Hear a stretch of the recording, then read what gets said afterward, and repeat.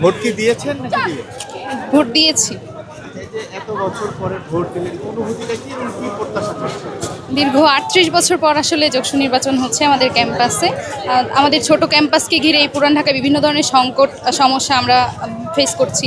তো এই সংকট সমস্যা যারা উত্তরণে কাজ করবে আমরা আশা করব তারাই নির্বাচিত হবে।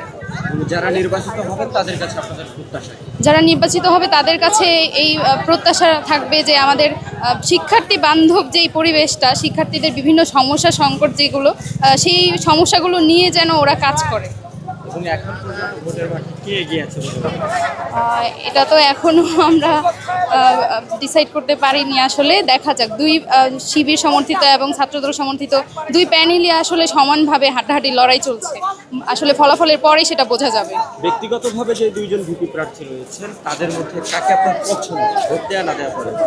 আসলে আমরা যেহেতু গণযোগাযোগ ও সাংবাদিকতা বিভাগের শিক্ষার্থী, তো ব্যক্তিগত চয়েস থাকতে পারে, সেটা বলা ইয়েটা বলতে পারছি না।